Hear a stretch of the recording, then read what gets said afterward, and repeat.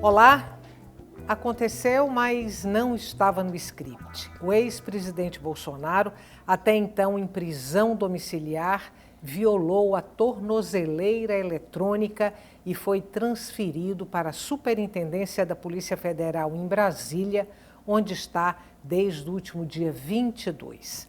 A prisão preventiva decretada pelo ministro do STF, Alexandre de Moraes, tem por base uma suposta tentativa de fuga do ex-presidente, condenado, entre outros crimes, por tentativa de golpe de Estado.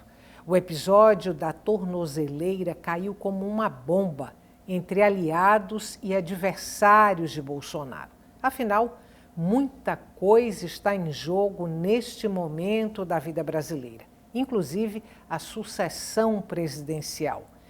Que desdobramentos políticos podemos esperar a partir de agora?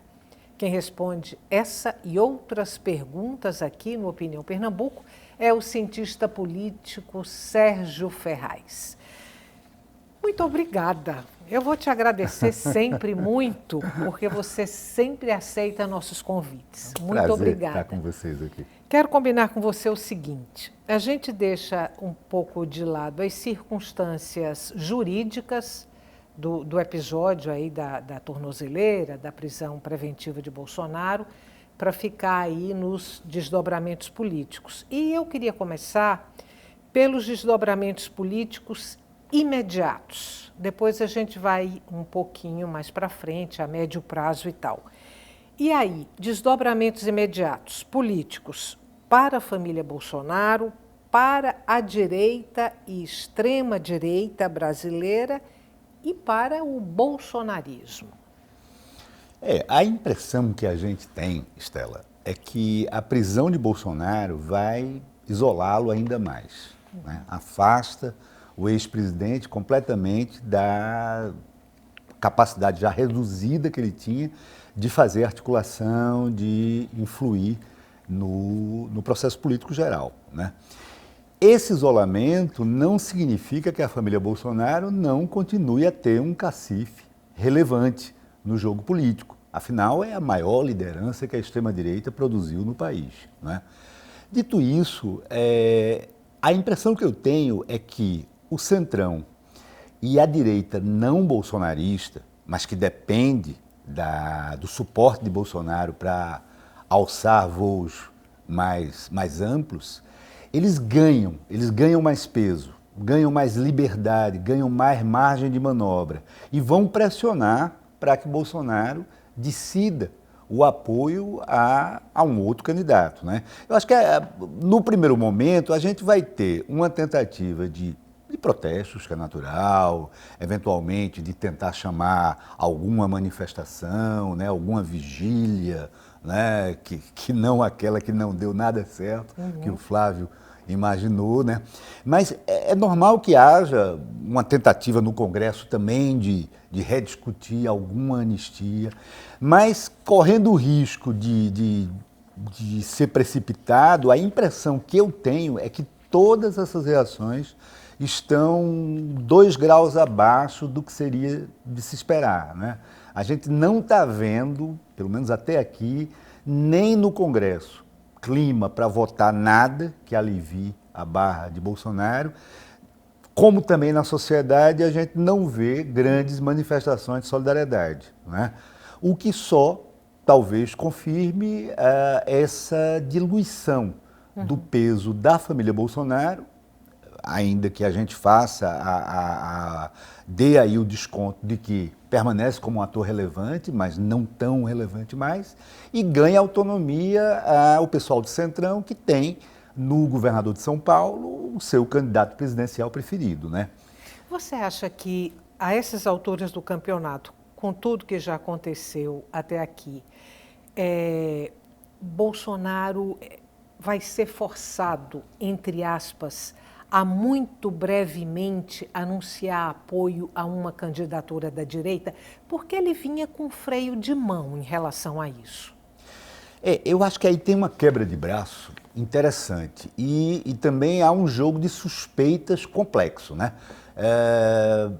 A família Bolsonaro gostaria de manter o seu nome Na chapa. na chapa, e não cravaria ainda que a gente necessariamente vai ter um candidato de direita unificado.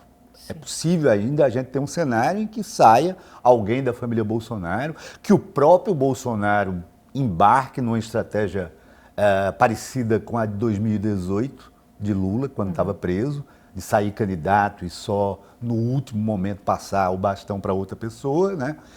Ao lado de outros candidatos, dos governadores, de outros nomes da direita e talvez até de figuras mais outsiders, que se sintam também estimulados nesse ambiente a tentar a sorte. A eleição municipal de São Paulo continua sendo algo que muita gente olha como prova de que existe um eleitorado disposto a aventuras com nomes completamente desconhecidos, né? Mas dito isso, eu acho que a gente vai assistir uma espécie de quebra de braço, né? Bolsonaro quer garantias, né? Quer garantia de indulto, de anistia, para emprestar apoio a Tarcísio, por exemplo, né? Tarcísio e os outros governadores dizem que, se eleitos, darão o indulto. Mas será que darão mesmo? Eu acho que essa pergunta fica, digamos assim, cria um drama na própria família Bolsonaro, porque, veja só, imagina que um desses governadores, ou o próprio Tarcísio, se eleja, só para a gente pensar aqui, se eleja presidente da República. O que significaria para eles dar indulto para Bolsonaro?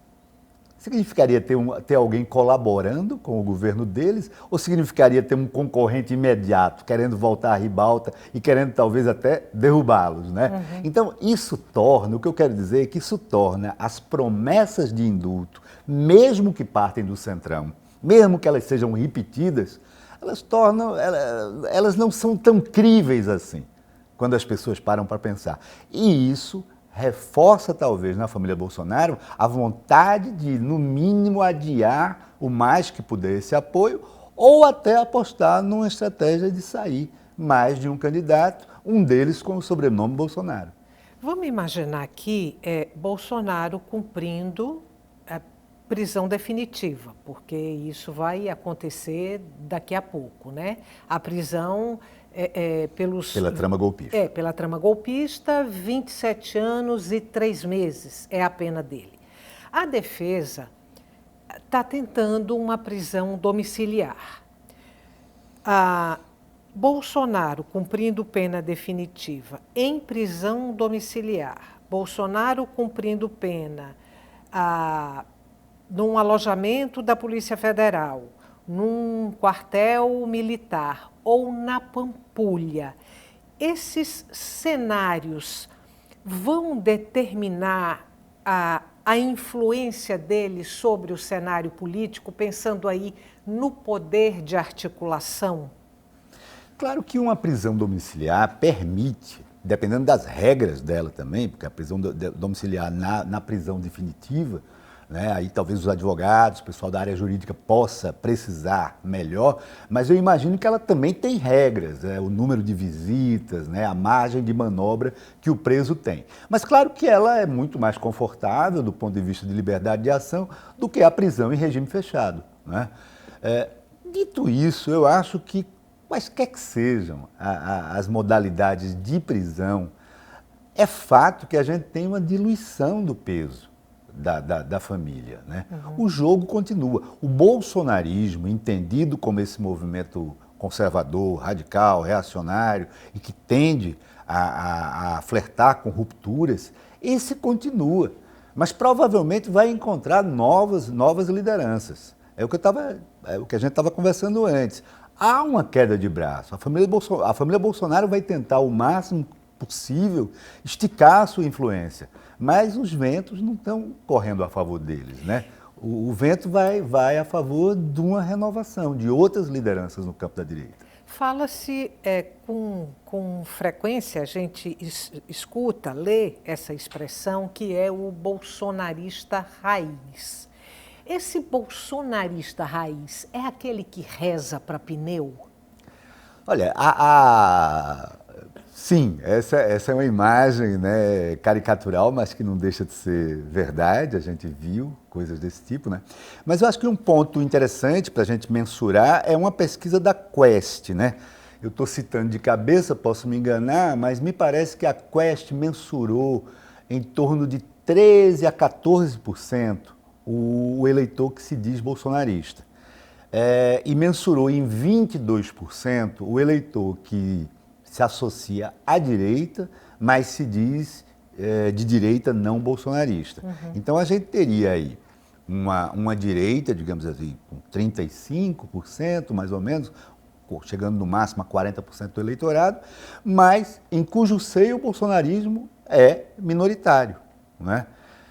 Eu acho que isso explica um pouco o fato de que os candidatos, os governadores de direita, eles têm um espaço para atuarem, porque eles miram essa direita não bolsonarista, mas eles sabem que também precisam manter alguma relação com o Bolsonaro para tentar cativar esse eleitorado, esses 13, 14% que se dizem bolsonaristas, né? Na verdade, avançando um pouco mais, o que eu acho é que um candidato como Tarcísio ou como Ratinho, esses candidatos alternativos à família Bolsonaro, eles devem se preocupar hoje em manter essa relação com a família, mas também devem se preocupar com essa possibilidade de serem ultrapassados ou pelo menos terem rivais pelo lado do outsider desconhecido. Sim. Então há desafios aí vários a essa direita, sem contar a recuperação do presidente Lula, que também é um dado. Não é? O presidente Lula não é aquele ator do primeiro semestre que era dado como praticamente fora da disputa. Não. De julho para cá o cenário mudou completamente, em grande parte por conta das disputas com Trump, com o governo americano, né? E hoje o presidente Lula é talvez o candidato favorito, ou pelo menos que tende a ser o principal candidato. Então, eu acho que a direita tem vários problemas para enfrentar, né? A direita pensando nesses herdeiros do legado, digamos assim, da família Bolsonaro. Essa disputa do presidente Lula com o presidente dos Estados Unidos, ela decorre, de certa forma, por ações do filho do ex-presidente Bolsonaro, Eduardo Bolsonaro, nos Estados Unidos, querendo enfraquecer o governo e se valendo aí da economia brasileira, de sanções contra a economia brasileira para enfraquecer o governo. Foi praticamente um presente que ele colocou no colo do presidente Lula. A minha pergunta para você é se essas ações desastradas dos filhos do ex-presidente Bolsonaro, como essa de Eduardo Bolsonaro, como a mais recente de Flávio Bolsonaro, convocando aquela vigília suspeita, se além dessas medidas desastradas ou desastrosas fragilizarem o próprio pai, se essas medidas também desestabilizam o bolsonarismo. Sem dúvida, eu acho que termina afetando toda a direita, porque veja só, o que Eduardo Bolsonaro e o Paulo Figueiredo tentaram vender a Casa Branca é que se a Casa Branca desse um empurrãozinho, o Brasil estava num clima tão pró-Bolsonaro que partiria para acabar com o governo, que partiria para desmoralizar o Supremo Tribunal Federal. Ora, vamos ser honestos, Trump fez a parte dele. Trump fez todo um escarcéu aí, mandou carta, ameaçou, se solidarizou com o Bolsonaro. E não aconteceu nada. Pelo contrário, o Supremo Tribunal Federal manteve sua autonomia, o presidente Lula ganhou em popularidade, surfou na onda da soberania nacional, a população também ficou alinhada com o Brasil, viu nessa ação do Eduardo uma espécie de traição à pátria. Quer dizer, o que eles venderam, o que Eduardo e Paulo Figueiredo venderam para a Casa Branca, não tinha nenhuma base na realidade. E terminaram desmoralizados e a própria Casa Branca terminou recuando, porque ela comprou um pacote de análise que estava... Comprou gato por lebre. Comprou gato por lebre, né?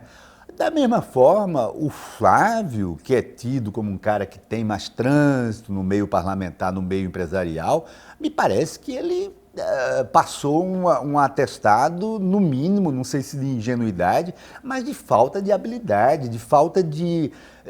Um político tem que ter uma capacidade de medir a temperatura, sabe? Eu acho que ao propor aquela vigília, né, às vésperas da prisão definitiva do pai e com todo um histórico também de rebeldia do Bolsonaro, de transgressão das medidas cautelares que já fizeram o judiciário ir agravando as restrições ao ex-presidente, né? Eu acho que ele não mediu, ele não percebeu que ali ele estava entregando ao judiciário o motivo para, enfim, prender realmente o ex-presidente. Então, me parece que a família Bolsonaro não tem articulado bem, né? E você vê isso também quando você olha para o horizonte das medidas que poderiam aliviar a curto prazo, não só o presidente, mas os outros membros, porque vamos lembrar, o Flávio ele só está protegido porque é senador. Ele tem uma série de questões contra ele que poderão também complicar a vida. Já na justiça. Na justiça, as rachadinhas e outras coisas, né? O Carlos tem problema também por conta do gabinete do ódio, da atuação nas redes, né? Então você tem uma família que se complicou bastante. Agora, quando você pergunta se isso prejudica a direita, não deixa de prejudicar. Mas aí a gente tem que olhar para aquela história, quer dizer, o desafio que está posto para a direita, que não se mistura, que não se confunde com a família Bolsonaro, para o Centrão, é como traçar uma linha que lhes permita alguma autonomia sem perder o apoio do presidente e do eleitorado. Porque esse apoio ainda é necessário. Porque esse apoio ainda é necessário. Eleitoralmente falando. Eleitoralmente falando, né? Esse é o desafio. Não é fácil, né? Não é fácil, porque, como a gente conversou no começo, como eu estava falando, entre outras coisas, há um clima de muita suspeita, né? As promessas que os presidenciáveis da direita fazem a Bolsonaro não são de todo críveis, né? Ô Sérgio, você falou que com essa prisão de Bolsonaro não vieram as manifestações de rua, não vieram as vigílias, como até agora não veio reação na Câmara dos Deputados, por exemplo. Se não me falha a memória, foi no sábado e foi aquele deputado do PL de Santa Catarina, Zé Truvão, quem fez uma convocação, uma postagem, uma convocação pela internet chamando o agronegócio, chamando caminhoneiros e chamando motoqueiros, qualquer coisa assim, para uma manifestação de rua, uma tentativa de paralisação. E foi orientado a retirar essa postagem. Está todo mundo com medo da caneta de Xandão?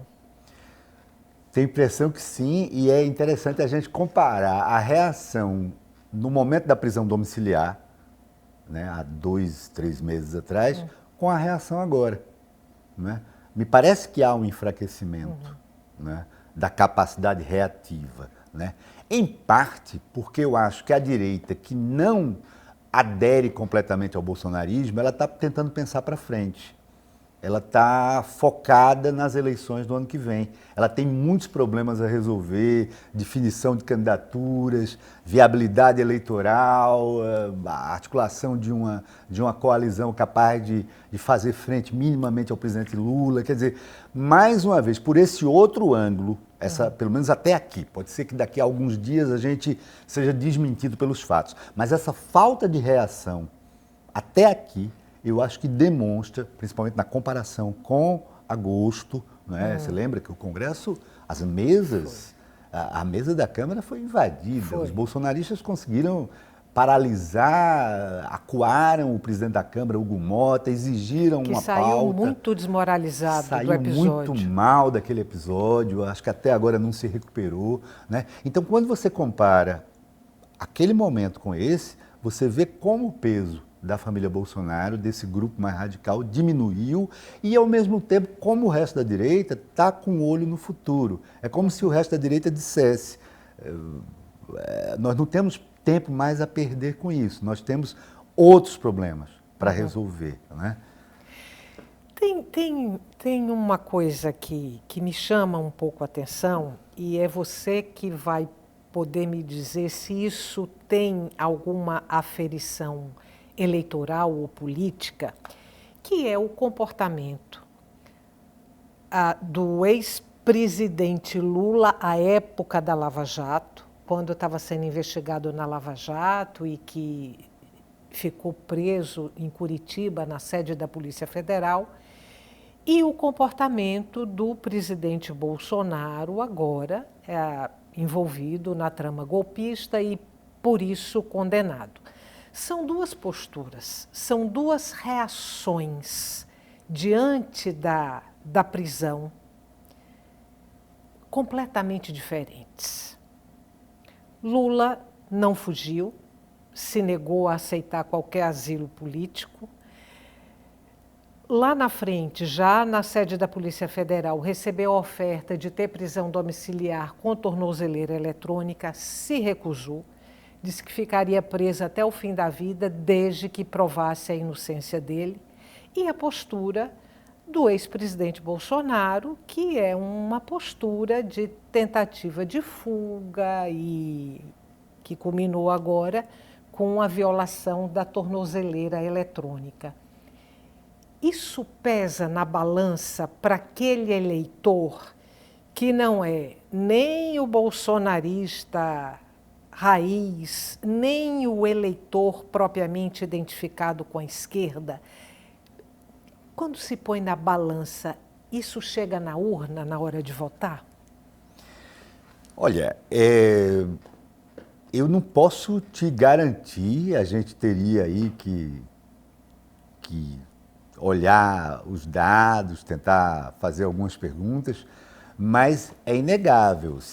Para o eleitor que estiver preocupado em comparar coragem, sobriedade, né, capacidade de resistir aos tempos difíceis, realmente não há muita comparação, não é? Eu acho que Lula trabalhou sempre com a ideia de um legado histórico, de que o que ele estava fazendo ali ia ser observado pela história, que ele não estava agindo apenas numa conjuntura, né? Ele mostrou uma fibra, uma tranquilidade que é admirável, não é? Bolsonaro me parece uma pessoa muito mais frágil, me parece uma pessoa claramente vulnerável e que tem uma dificuldade infinitamente maior para lidar com as restrições que uma prisão significa, né? Além de não ter muita, digamos assim, muita preocupação com com se mostrar estoico, com se mostrar resistente diante das circunstâncias. Eu acho que quem viu aquele vídeo, ele conversando com a funcionária do GDF, né, sobre a tentativa de violar a tornozeleira, a gente vê uma pessoa desesperada, acuada, né, que não está preocupado com legado, com imagem, né? Eu acho que isso sim, não saberia te dizer, Estela, qual é o percentual do eleitorado que se move por essas questões, mas sem dúvida que aqueles eleitores que olham para a fibra, para a têmpora dos políticos, né, para a capacidade de resistir à adversidade, sem dúvida que eles saberão notar a diferença. Duas perguntas para você responder em 3 minutos, não mais do que isso. Uma, objetivamente, como é que esse episódio agora pode reverberar nas eleições de 2026? E a outra, quero pegar um ponto da defesa do ex-presidente Bolsonaro, quando disse que a tentativa de romper a tornozeleira eletrônica foi um surto psicótico, ainda que provocado por medicamentos. Como é que vai se explicar, como é que se vai crer numa liderança política que pretende interferir nos caminhos do Brasil, que está fora das suas faculdades mentais? Pronto, vamos começar a tentar responder a primeira parte com a segunda, né? Para que Bolsonaro, sendo líder da família, né, para que ele continue exercendo a liderança dele, se pressupõe o pleno domínio das suas faculdades mentais. Então, vamos tomar como verdadeira a hipótese do surto psicótico. Ora, quem tem um surto psicótico não tem apenas um. A pessoa passa a ser sujeita a esse tipo de evento. Então, se for verdadeiro essa narrativa, se realmente houve um surto psicótico, eu acho que o Bolsonaro aí ele se desclassifica para liderar a extrema-direita. Né? Por outro lado, se não for, se for mentira, se realmente houve a tentativa de violar, ele também se desqualifica. Porque, mais uma vez, ele está mostrando que é alguém que afronta a regra, afronta o judiciário, não é capaz de obedecer a nenhuma regra. Quer dizer, nas duas hipóteses, tanto a do surto como a da transgressão, a gente vê alguém que se fragiliza como liderança. Então, no frigir dos ovos, isso leva a quê? Isso leva a que a parte da direita não bolsonarista perceba que tem que cuidar de sua vida. Isso leva a uma aceleração no sentido da definição de outros nomes. Né? Isso quer dizer que a família Bolsonaro não tenha condições, no limite, de continuar a influir? Não, vai continuar a influir, vai tentar, de alguma maneira, manter o seu cacife. Pode ser até que aposte num quadro de várias candidaturas. Né? Uma candidatura para manter uma candidatura do Flávio, uma candidatura da Michele, para manter o sobrenome na chapa. Mas, hoje, concretamente, a própria postura do Bolsonaro, a hipótese da perda das faculdades ou a hipótese da transgressão, deixam ele mais fragilizado, e quanto mais fragilizado politicamente ele fica, mais autônoma a direita não bolsonarista, a direita do Centrão, se torna. E, portanto, a gente pode esperar que nos próximos meses, ou talvez até antes, a gente já tenha mais definições nesse campo, não dependendo tanto da palavra de Bolsonaro. Muito obrigada. Saia daqui sabendo que vai voltar. Um prazer estar com vocês aqui. Muito obrigada mais uma vez. Eu que Você agradeço. é sempre muito bem-vindo. Para você que ficou com a gente até agora, muito obrigada pela companhia e até o nosso próximo encontro.